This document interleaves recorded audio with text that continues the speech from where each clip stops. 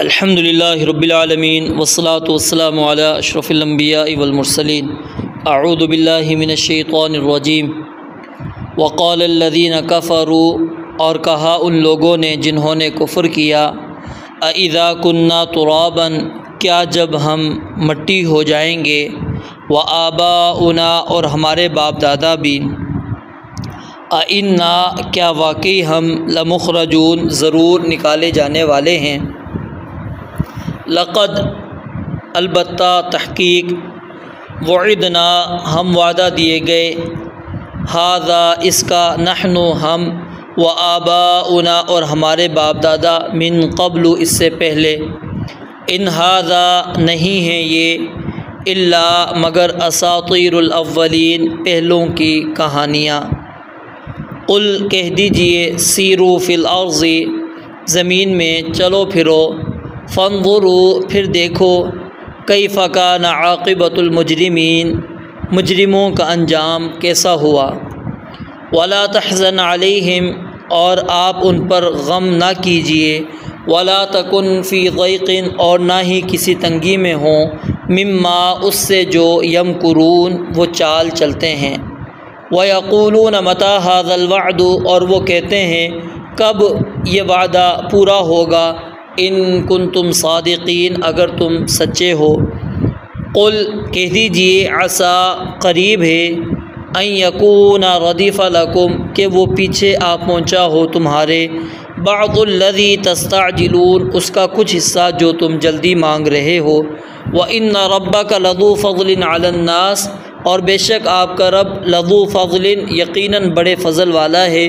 علی الناس لوگوں پر ولکن اکثرهم لا یشکرون اور لیکن ان کے اکثر شکر نہیں کرتے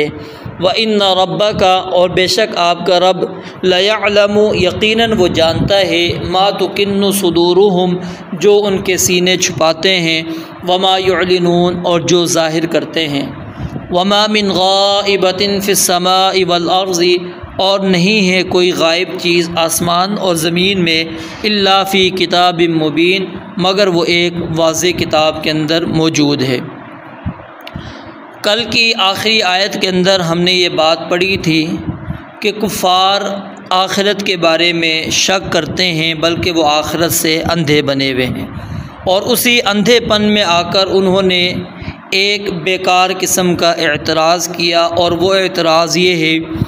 کیا جب ہم مر جائیں گے مر جانے کے بعد ہمیں قبروں میں ڈال دیا جائے گا اور ہم مٹی ہو جائیں گے ریزہ ریزہ ہو جائیں گے ہماری ہڈیاں بوسیدہ ہو جائیں گی جسم ہمارا ختم ہو جائے گا ہم ختم ہو جائیں گے کیا رب العالمین دوبارہ ہمیں اور ہمارے باپ داداؤں کو دوبارہ انہی قبروں سے زندہ کر کے نکالے گا؟ تو اللہ تعالیٰ نے اس بات کا جواب قرآن کریم کی کئی آیات کے اندر بھی دیا ہے کہ جو ذات پہلی مرتبہ پیدا کرنے پر قادر ہے پہلی مرتبہ بنانے پر قادر ہے تو وہ ذات دوبارہ بنانے کے اوپر کیوں نہیں قادر ہو سکتی؟ بلکہ رب العالمین نے سورۃ القیامہ کے اندر تو یہاں تک وضاحت کر دی کہ ہم ان کے ایک ایک پور کو بھی بنانے کے اوپر پوری قدرت رکھتے ہیں، کوئی بھی چیز ہماری قدرت سے باہر نہیں ہے۔ یہ نہیں ہے کہ ہم ان کو نکال نہیں سکتے، ہم نکالیں گے انہی قبروں سے، ہم ان کو نکالیں گے اور دوبارہ ہم ان کو زندہ کریں گے۔ اب کفار نے جو یہ بیان کیا ان کا انکار اتنا سخت تھا، ان کے الفاظ سے دیکھیں ظاہر ہو جاتا ہے ایک تو 2 مرتبہ انہوں نے حمزہ استفہامیہ استعمال کیا دوبارہ زندہ کرنے کے تعجب پر، اور دوسرے حمزہ کے بعد ان اور لام تاکید کا بھی استعمال کیا، یعنی ان کے الفاظ سے یہ ظاہر ہو رہا ہے کہ ان کے نزدیک قبروں میں جانے کے بعد مٹی ہو جانے کے بعد دوبارہ زندہ ہو کر قبروں سے نکالا جانا ممکن ہی نہیں ہے۔ اور دلیل کے طور پر انہوں نے کیا پیش کیا کہ قبروں سے نکالے جانے کا وعدہ دوبارہ زندہ ہو جانے کا وعدہ ہم سے بھی کیا گیا تھا اور ہمارے باپ داداؤں سے بھی کیا گیا ہے، لیکن وہ کہتے ہیں ہم نے کبھی بھی نہیں دیکھا کہ ہمارے باپ داداؤں میں سے کوئی زندہ ہو کر آیا ہو، یا پھر کسی نے نیکیاں کی ہوں تو اس کو اس کا صلہ اس کا انعام کے طور پر اللہ رب العالمین نے بدلہ دیا ہو، یا اس نے کوئی بدی کی ہے تو اس کی سزا اس کو ملی ہو، تو ہم نے دیکھا نہیں، ہم نے کبھی سنا نہیں۔ تو حالانکہ ان چیزوں کا تعلق دیکھنے اور سننے کے ساتھ نہیں ہے۔ نبی مکرم علیہ الصلوۃ والسلام نے فرمایا کہ اگر تمہیں قبروں کے اندر جو عذاب دیا جاتا ہے وہ عذاب تمہیں دکھا دیا جائے، تمہیں سنا دیا جائے، تو تم اپنے مردوں کو قبروں میں دفنانے سے ہی باز آ جاؤ گے، رک جاؤ گے، تم اپنے مردوں کو قبروں میں ہی نہیں دفناؤ گے۔ تو یہ تو اللہ رب العالمین کے ہم پر رحمت ہے کہ اللہ تعالی ہمارے اوپر، اللہ تعالیٰ نے ہمارے مردوں کے حالات کو مخفی رکھا ہے۔ اگر مثال کے طور پر آج ہمارے آباء و اجداد میں سے کوئی اس دنیا سے چلا گیا تو ہم اس امید کے ساتھ اللہ تعالیٰ سے دعائیں کر رہے ہوتے ہیں کہ اللہ تعالیٰ اس کو معاف کرے، اللہ تعالیٰ اس کی اللہ تعالیٰ اس پر اپنی رحمتیں کرے، اللہ تعالیٰ ان کے درجات کو بلند کرے، ہم دعائیں کر رہے ہوتے ہیں۔ اگر ہمیں پتہ لگ جائے کہ ہمارے باپ داداؤں کے ساتھ کیا ہو رہا ہے تو یہ تو انسان کے لیے اور زیادہ تکلیف کا باعث ہو، اور زیادہ پریشانی کا باعث بن جائے گا کہ جی ماں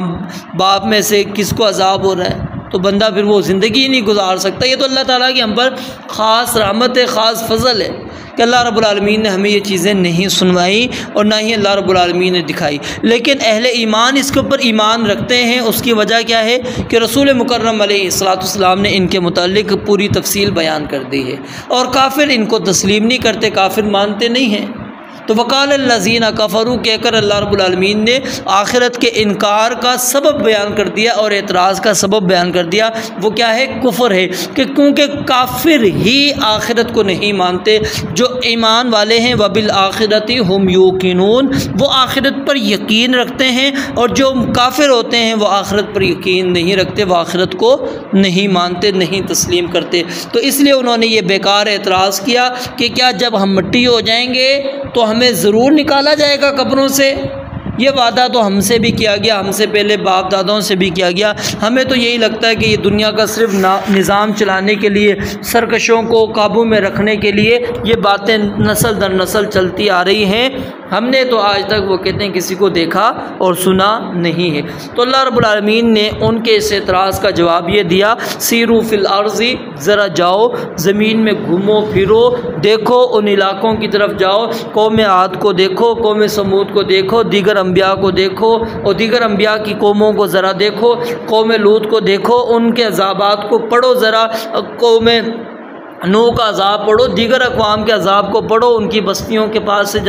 ذرا جا کے گزر کے دیکھو، ان کی کیفیتوں کو دیکھو۔ سیرو فی الارض، اللہ کہتے ہیں ذرا زمینوں میں جاؤ، دیکھو کیف کان عاقبۃ المجرمین، ہم نے مجرمین کا انجام کیسا کیا ہے، کیونکہ قیامت کا جو منکر ہے اس کو اللہ رب العالمین نے یہاں پر کیا قرار دیا ہے؟ مجرم۔ کیونکہ انسان کو جرم اور ظلم و زیادتی سے اگر کوئی چیز روکتی ہے تو وہ صرف آخرت پر یقین ہے، تو یہ کافر آخرت پر یقین نہیں رکھتے، تو اس لیے وہ مزید جرم پہ جرم کرتے چلے جاتے ہیں۔ تو آگے نبی مکرم علیہ الصلوۃ والسلام کو اللہ تعالیٰ نے اگلی آیت کے اندر تسلی دیتے ہوئے بات یہ بیان فرمائی، اگر یہ ایمان نہیں لاتے تو آپ پریشان نہ ہوں،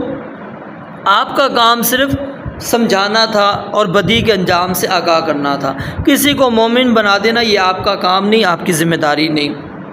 اور یہ جو آپ کے خلاف سازشیں چل رہے ہیں، چالیں چلتے ہیں، ان سے آپ کے دل تنگ نہ ہوں، اللہ تعالیٰ آپ کا محافظ ہے، اللہ تعالیٰ آپ کا نگہبان ہے، واللہ یعصمک من الناس، اور اللہ تعالیٰ آپ کو لوگوں سے بچائے گا۔ اور جب یہ آیت مبارکہ اتری اس کے بعد نبی مکرم علیہ الصلوۃ والسلام نے اپنی حفاظت جو صحابہ کرام یعنی پہرا دیا کرتے تھے وہ بھی چھڑوا دی۔ اور پھر اس میں وہ واقعہ بھی موجود ہے کہ نبی علیہ الصلوۃ والسلام ایک جنگ سے آ رہے تھے سفر کے اندر، تو نبی علیہ الصلوۃ والسلام آرام کرنے کے لیے، صحابہ آرام کرنے کے لیے پڑاؤ ڈالا، اپنی تلوار کو آپ نے جو ہے ایک درخت کے اوپر لٹکا دی۔ ایک کافر آیا، اس نے تلوار پکڑ لی اور آپ کے اوپر سونت کر کہا کہ کون آپ کو بچائے گا؟ نبی علیہ الصلوۃ والسلام نے صرف اللہ کا لفظ کہا اور اس کے ہاتھوں سے تلوار گر پڑی۔ تو یہ نبی علیہ الصلوۃ والسلام کا ایمان تھا اللہ رب العالمین پر کہ جب اللہ نے کہہ دیا واللہ یعصمک من الناس کہ اللہ آپ کو لوگوں سے بچائے گا، تو اللہ رب العالمین پر یقین کرتے ہوئے آپ نے پھر وہ پہرا دلوانا چھڑوا دیا۔ پھر آگے اللہ رب العالمین نے کفار کے مزید اس تمسخر کا ذکر کیا جو قیامت کے متعلق وہ کرتے ہیں، اور وہ کیا ہے؟ وَيَقُولُونَ مَتَىٰ هَٰذَا الْوَعْدُ، وعدہ تو ہوتا ہے اچھی چیز پر، اور بری چیز پر کیا ہوتا ہے؟ وعید ہوتی ہے، لیکن وہ قیامت کا مذاق اڑاتے ہیں، اس کو کیا کہتے تھے؟ هَٰذَا الْوَعْدُ، اور پھر اس کو جلدی کے مطالبے کے لیے ان کنتم صادقین کا لفظ انہوں نے استعمال کیا۔ تو اللہ رب العالمین نے کہا کہ یہ نبی کا کام نہیں عذاب کو لانا، عذاب لانا یہ اللہ رب العالمین کا کام ہے، نبی کا کام جو ہے انما العلم عند اللہ وانما انا نذیر مبین، میں تو صرف ڈرانے والا ہوں، اللہ رب العالمین کے احکامات پہنچانے والا ہوں، عذاب کب آئے گا وہ اللہ رب العالمین کو علم ہے۔ قل عسیٰ ان یکون ردیف لکم، ردیف اصل میں کہتے ہیں اس شخص کو جو سواری پر کسی شخص کے پیچھے بیٹھا ہوا۔ تو اللہ رب العالمین فرماتے ہیں تم جلدی نہ مچاؤ، ہو سکتا ہے جس عذاب کے لیے تم جلدی مچا رہے ہو وہ اس کا کچھ حصہ تم تک پہنچا ہو، اور جنگ بدر میں اس کا آغاز ہو گیا۔ نبی علیہ السلام کی زندگی میں کئی حصے عذاب کے ان کے پاس آتے رہے۔ عطا امر اللہ فلا تستعجلون، قبر کا عذاب آئے گا، آخرت کا عذاب، قیامت کا عذاب، یہ تو اللہ رب العالمین فرماتے ہیں عذابات ان کے اوپر آتے رہیں گے۔ پھر آگے اللہ رب العالمین نے عذاب جلدی نہ لانے کی وجہ بیان فرمائی کہ ہم تاخیر کیوں کرتے ہیں۔ وَإِنَّ رَبَّكَ لَذُو فَضْلٍ عَلَى النَّاسِ، یہ تو اللہ رب العالمین فرماتے ہیں لوگوں پر اللہ رب العالمین کا فضل ہے، اللہ رب العالمین کی رحمت ہے کہ جس کی وجہ سے اللہ رب العالمین قوم والوں کو فوری طور پر عذاب نہیں دیتے، اور اگر اللہ رب العالمین لوگوں کو ان کے مطالبے کے مطابق جلدی دے دیتے، جیسا کہ سورہ یونس کے اندر اللہ رب العالمین فرماتے ہیں وَلَوْ يُعَجِّلُ اللَّهُ لِلنَّاسِ الشَّرَّ اسْتِعْجَالَهُم بِالْخَيْرِ لَقُضِيَ إِلَيْهِمْ أَجَلُهُمْ